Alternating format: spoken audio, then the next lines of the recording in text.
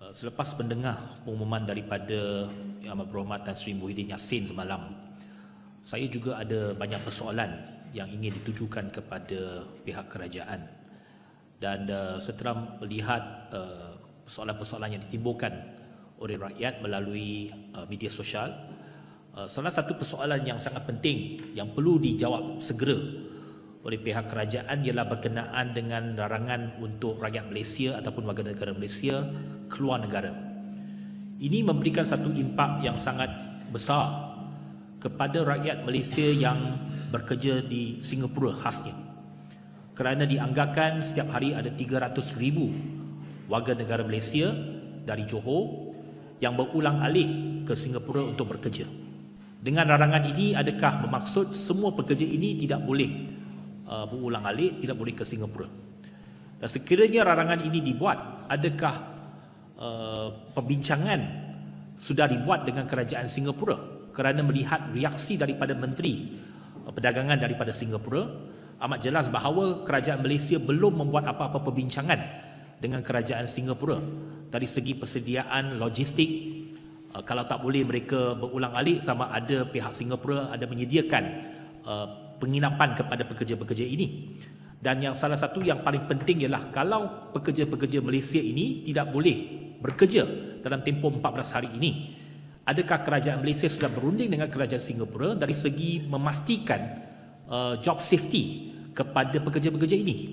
Maka pekerja-pekerja ini tidak akan dibuang kerja selepas mereka tidak hadir dalam 14 hari. Itu persoalan-persoalan yang perlu dijawab segera oleh pihak kerajaan, khususnya oleh Perdana Menteri dan juga menteri-menteri yang terlibat.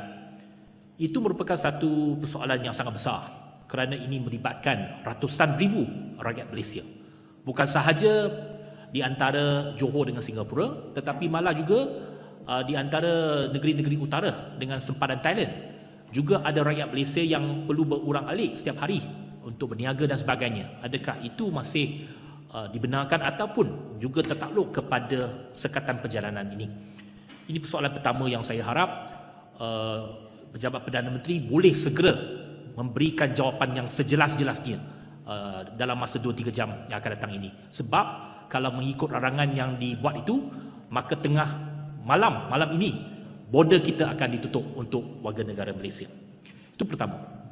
Yang kedua, dari segi sekatan perjalanan, walaupun peraturan ataupun apa yang diumumkan semalam ialah warga negara Malaysia tak boleh keluar negara, tetapi kita juga nak tahu bahawa adakah sekatan ini melibatkan dalam negara?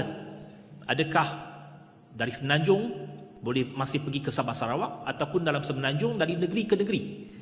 Kerana ada pandangan daripada pakar perubatan yang menyatakan bahawa kalau kita nak sekatan ini efektif, maka menasihati supaya semua rakyat jangan balik ke kampung masing-masing, supaya duduk dan tinggal di tempat asal mereka. Tetapi dalam sekatan yang diumumkan semalam tidak menyebut sekatan dalam negara, sekatan perjalanan dalam negara. Adakah bas-bas ekspres, kereta api dan sebagainya masih beroperasi, masih dibenarkan untuk mereka berulang alik ataupun pergi ke negeri-negeri lain? Jadi itu juga satu persoalan yang besar yang juga perlu dijawab oleh pihak kerajaan. Poin saya yang ketiga dan terakhir ialah dari segi sektor penerbangan. Larangan semalam ini memberikan satu impak ataupun kesan yang sangat-sangat besar kepada sektor penerbangan. Mengikut pengalaman saya sebagai mantan Menteri Pengangkutan, saya tahu bahawa sektor pengangkutan ataupun sektor penerbangan, aviation industry ini akan menghadapi satu kesan yang sangat-sangat besar, sangat-sangat negatif kepada mereka. Dalam masa 2 bulan yang lalu memang mereka telah pun mengalami penurunan yang begitu banyak. Tetapi dengan larangan ini, maka warga negara Malaysia tak boleh langsung pergi ke luar negara, dan rakyat daripada negara luar tak boleh masuk langsung. Maka ini menimbulkan persoalan sama ada penerbangan-penerbangan antarabangsa kita perlu diberhentikan. Kalau diberhentikan, apakah tindakan daripada kerajaan untuk menyokong dan memberikan bantuan kepada syarikat-syarikat penerbangan kita? Saya bagi satu contoh. Setiap hari di antara Kuala Lumpur ke London, Malaysia Airlines terbang 2 kali sehari ke London.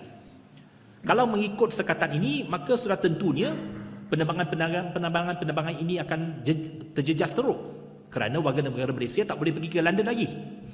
Dan rakyat daripada British dan juga Eropah tak boleh masuk ke negara Malaysia. Hanya boleh ialah umpamanya hanya pelancong British yang masih berada di Malaysia kembali ke London. Tetapi dalam tempoh 14 hari ini, adakah penerbangan ini akan terus terbang ataupun diberhentikan untuk meringankan kos kepada syarikat penerbangan? Tetapi implikasi yang sangat besar ialah, saya tahu bahawa umpamanya landing slot di Heathrow agak sukar untuk diperolehi. Maka kalau penerbangan itu dibatalkan, adakah kita akan kehilangan slot itu di lapangan terbang Heathrow? Itu hanya satu contoh sahaja. Ada banyak contoh lagi yang saya rasa perlu ada penjelasan dan juga persiapan daripada pihak kerajaan dan kementerian masing-masing. Jadi kita amat mengharapkan supaya segala pelancangan dan juga segala tindakan daripada kerajaan itu mengambil kira satu pendekatan seluruh kerajaan ataupun whole government approach yang melibatkan semua kementerian, dan segala penjelasan itu mesti ada koordinasi yang baik. Saya kira walaupun kita faham langkah drastik perlu diambil oleh pihak kerajaan, tetapi yang menduka citakan ialah banyak persoalan yang tidak terjawab daripada pengumuman yang dibuat oleh Perdana Menteri semalam. Jadi kita pohon rakyat bertenang dan kita harap kerajaan akan memberikan penjelasan yang sebaik-baiknya dalam tempoh terdekat. Terima kasih.